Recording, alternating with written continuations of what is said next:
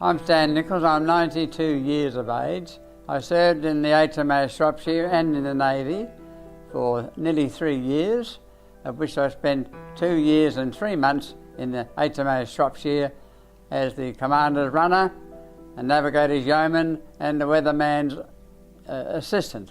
So I had a lot of experience with the technical workings of the ship. After this period, I became very interested, of course, in the fact of the history of the HMAS Shropshire. I approached the Naval Historical Society. They could not help because there are many ships that served longer in the Australian Navy than Shropshire. So I volunteered to take on the task and spent 6 years collating, visiting and gaining information to put the book together in a proper manner which described the work of the ship, not the work of the staff so much. I completed it after 6 years, and we sold all the copies in the first few months of printing, which amounted to 1,000 books. We printed another 500 later. So overall I've had a bit of experience in not only writing the history of one ship, but giving public talks on the ship's progress and what had happened during World War II. Now this is where I learnt one very important factor. As you grow older, most people, particularly younger ones, aren't really interested in the detail of what a ship does, what the guns do, and how the engines work. They want to get to the facts straight, pure and simple, and quickly as possible. I mean, after all, on a ship, we all know you have engineers, you have cooks, you have radio men, you have radar men. You've all got these people all doing separate jobs, and even to the lowly old sailor who scrubs the decks every day and cleans the toilets. He does his job because most of these men man the guns. The talk I'm going to give you today is about 3 ships named Sydney, HMAS Sydney, 1, 2 and 3. I didn't serve on any one of these ships at any time during the war or after the war. So all my arguments about what I should say about the ships is based on the fact that my experience with the Shropshire. So I'm going to keep it very short, just to describe the battles of the HMAS Sydney 1, the HMAS Sydney 2, and even the third ship, which is an aircraft carrier that really didn't battle, but was part of the Australian Navy for 37 years.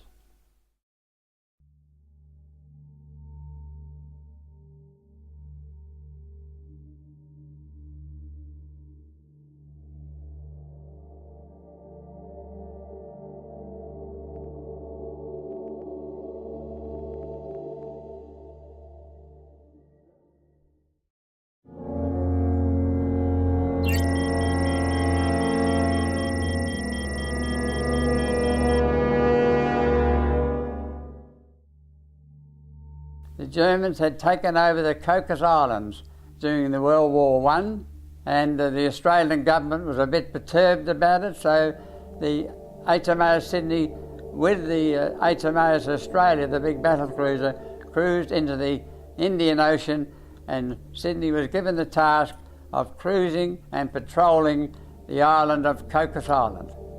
When the HMAS Sydney arrived in the vicinity of Cocos Islands, they found the German warship, the Emden, which had similar armament to the Sydney, and they opened fire on one another. Well, the Emden got in first and hit the Sydney, which decided to retire to check up on the damage and to the men that were wounded. She returned 3 hours later, and there was the Emden waiting for her for the battle to defend the Cocos Island radio station. Captain Glossop was the captain of the HMAS Sydney, while Captain Von Mueller was the captain of the Emden, both ships being approximately the same size, the same gun power and the same engine power. So it depended on one captain being more efficient, and he did the job as requested of him by the Navy. Well, they both opened fire on one another. The Sydney stood off very carefully this time and didn't come in close. A lesson to be learnt by other ships' captains: don't get in close because you're going to get annihilated. They stood off and slowly shelled the Emden until she was an absolute cripple, ran aground, and became an absolute wreck. And so therefore the Cocos Islands then became another part of the British Empire again. This famous victory is still celebrated by the Navy in Sydney, by the naval cadets on both sides taking the part of the Germans and the other part of the Australians. And it was a most interesting demonstration. Two groups of men can make such a battle interesting to watch for about a quarter of an hour, 20 minutes. Because in most cases, most battles are very quick. Navy battles don't last for hours and hours. Usually it's all over within a half an hour or so. The reason why they carry out this session every year, because it just brings to light of the very few successes when you look into the naval history where there was a sea battle which we were successful in concluding the demise of the German warship.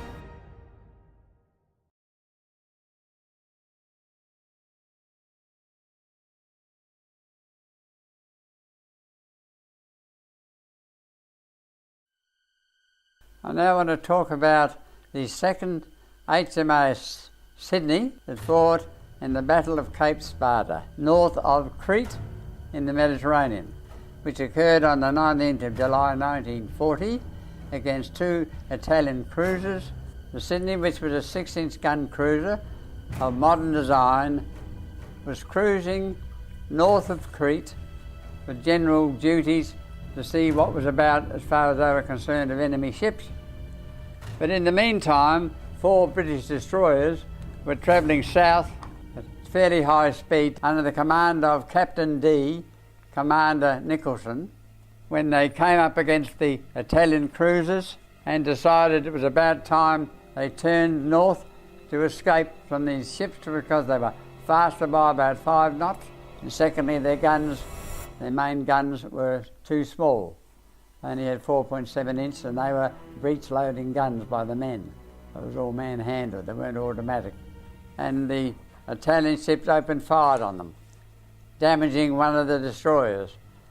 And most fortunate for the Commander Nicholson was that they heard of the Sydney being further north with another destroyer, and so they signalled for the Sydney, which is a 6-inch gun cruiser of modern design, to come down south.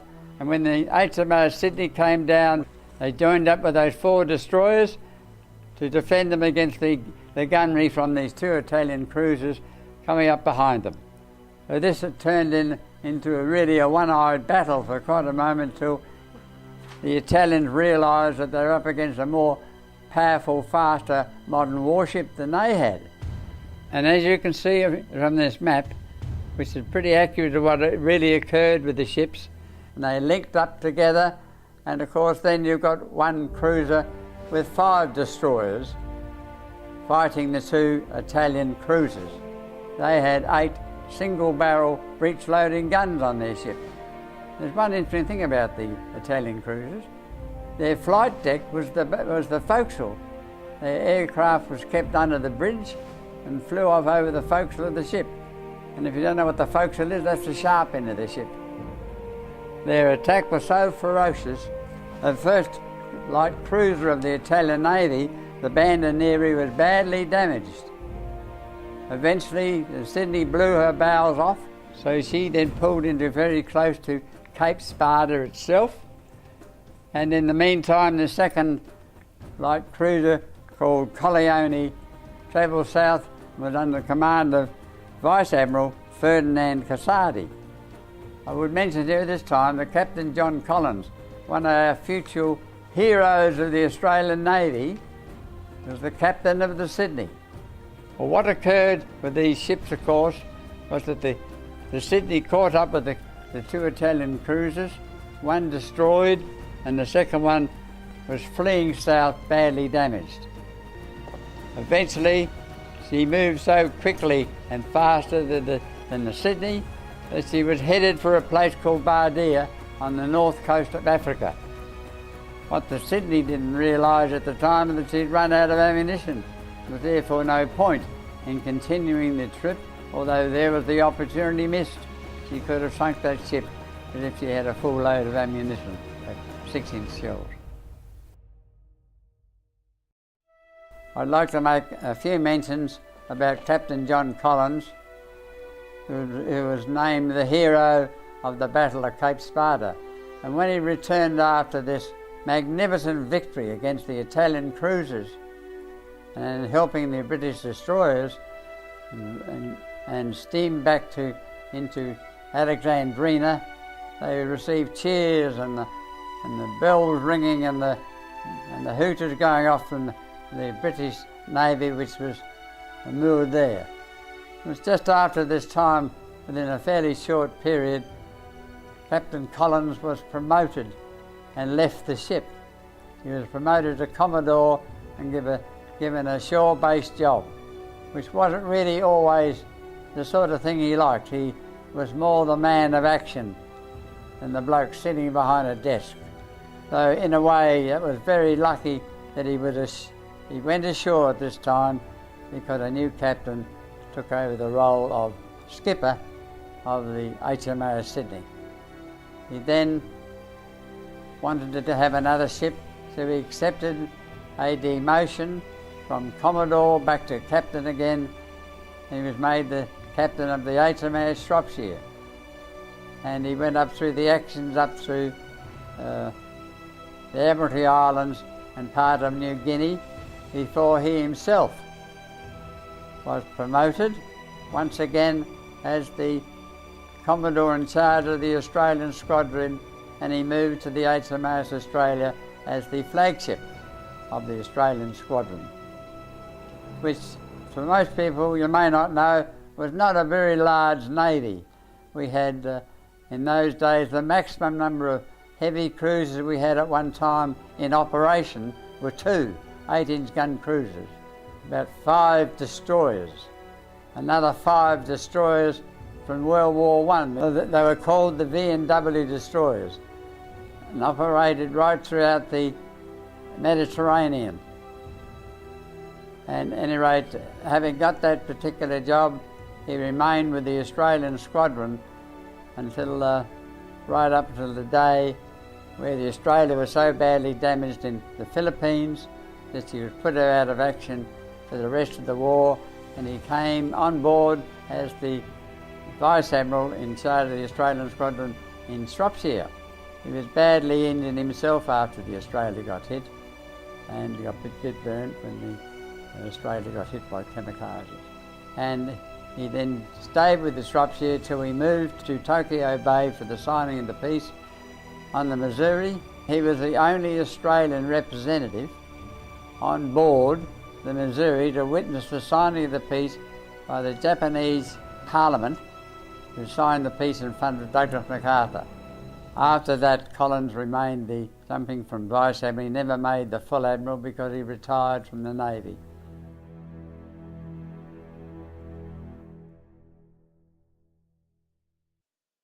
Well, I'd now like to talk about the second great sea battle, of which we had very few in World War II, between the Sydney and the Cormoran on 1911-1941, which means we've had 2 large sea battles in a couple of years in the early part of the Second World War. The Sydney had just left Sydney Harbour after marching its whole crew for a victory march under the command of John Collins, and it was taken over by Captain Joseph Burnett. Yes, the Sydney was, in reality, was sent out to investigate and patrol, looking for German raiders in disguise flying false flags so they could entrap any other vessels carrying light goods and chattels of our army in the Middle East. The German ship Cormoran was commanded by Captain Theodore Detmers. It was a converted freighter come merchant ship and turned into a very heavily armed auxiliary light cruiser, carrying practically the same size guns as the HMAS Sydney, loaded with machine guns, torpedoes from the deck and underwater torpedoes as well. In fact, a very tough ship to even go near if you really knew all about it.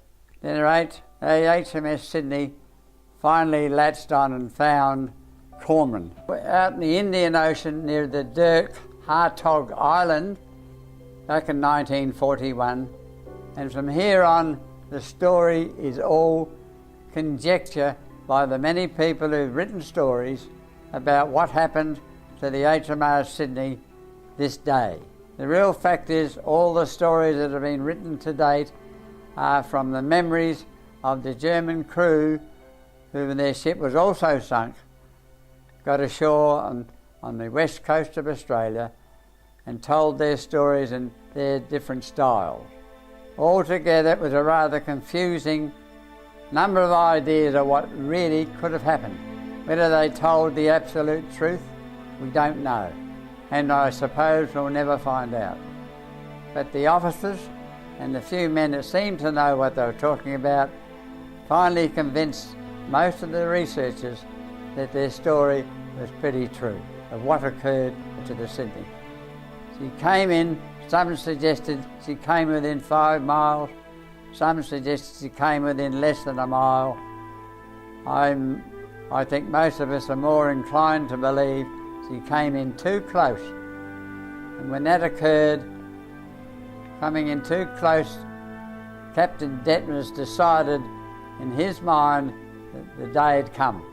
He flew the German flag and opened fire on the, so they said, opened fire on the Sydney, hitting a bridge, eventually torpedoing with the bows, which blew off and destroyed A and B turrets. The Sydney did fire a gun, the after guns, and put holes and damaged the cormorant. The turrets X and Y at the rear of the ship naturally were operated by hand and had no automatic control from the bridge because the bridge had been destroyed. Machine guns opened fire on the other rear turrets. That's why the Germans then decided to open the seacock and make her sink quickly, so she was destroyed inwardly. So overall, Captain Detmers was the most successful captain in shooting up and completely destroying the HMAS Sydney. 645 men disappeared. That can only be called a shameful episode, in my view, of what occurred to the Sydney and its crew. The captain made a terrible blunder. The only man you can blame has to always be the captain. No one else, the captain. What he should have really done, as any other captain would have done with a superior ship who could have stood off from 10 miles or more and pounded the ship to pieces. He should have at least put a shot across the bows, make sure she stopped, calling for her to drop a flag and show her true identity, which he didn't do until the end. And thirdly, would have sent a crew over to investigate. That was what was basically the normal procedure of investigation of a strange ship in your waters. It didn't happen. So as I've said, he went in too close, and that was the end of the whole ship and the crew. And once again, what a ghastly mistake he made. So that's the story of the last big battle the HMAS Sydney had at that time.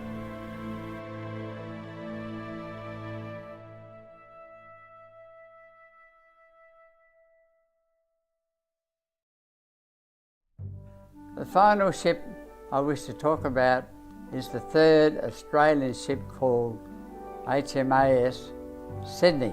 It was an aircraft carrier built in England, launched in England and commissioned in Australia in the year 1948. This ship stayed in duty with the Australian Navy until 1973.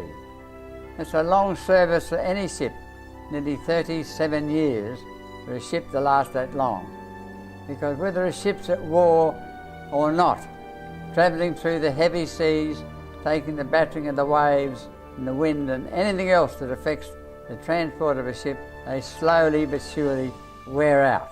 The rivets start to pop or the welding gets weak, the machinery breaks down and they've got to buy another ship. She was converted initially as a troop ship having been carrying light aircraft for many years. The light aircraft were mainly of the Ferry Corporation in England, and she had a wooden deck and was not strong enough to take the new fighter bombers, which eventually Australia acquired mainly from America to land on the ship, so they bought another bigger aircraft carrier, the Melbourne, to take that task. That was some years later. It was captained by Captain Dowling. The battle honours, although Captain Dowling was for many time in charge of the ship, there were battle honours given when Captain Peake took over, P-E-E-K. He served as the battle honours in Korea, Malaysia and Vietnam. While there was little action, they patrolled in dangerous waters along the coastlines of Korea and Malaysia. Up there was 14 times they made the trip to Vietnam, transporting men and equipment, and were most fortunate that they were never attacked during the loading and unloading of these men and of their equipment. When you take into consideration, she was never attacked and therefore never had to return fire of any sort. So one can say they were a very lucky ship, because an aircraft carrier is not a small ship in any man's language. It's still a big 16,000 ton ship. So overall, the whole course of the work of our third Sydney was one of transporting, retrieving, transporting again to Vietnam with their greatest and biggest task. And they received their battle honours due for that particular task. That's the story of our third and last HMAS Sydney. Just to make one comment about what the Navy of today, and I don't know it all because I haven't seen it, but there's no doubt about it. The Royal Australian Navy now and their vessels and their crews are more activated into professional jobs. You haven't got the sailors running around scrubbing decks, snapping paint on, chipping paint, as we did back in our day. If you can imagine, on the old Shropshire I served in, 650 sailors out there at 6 a.m. in the morning, out with their brooms and scrubbers, scrubbing the deck while someone pours salt water all over it. And then after you completed that, sent off to the heads, the toilets, to you people who don't know what a head is, scrubbing down the toilets, scrubbing out the mess decks. That was our main job as seamen. We manned the guns, of course, but how often are the guns used? Most actions usually only last an hour or two. So in reality, I hate to say it, but really we were a bunch of deck scrubbers. And the present Navy today is more technical and got more women working within their ship's company, which is great to see. Maybe in the future some of our newer ships who are spread out all over the globe, assisting other countries as required, will come up with a far more interesting story, because there's no other ship like Sydney that one could talk about in the Australian Navy that did the work that she did. It's up to date so far. We've never heard of another sea battle. The only thing we have heard is mainly of stopping ships and picking up drugs and contraband. At this stage, there is no HMAS Sydney in the Australian Navy. I assume it won't be long before they will have another Sydney. Another interesting point you might like to know is from now on, the Navy will never call another ship the Australia. But that's the whole of Australia. It can only be named after capital cities and areas around the country.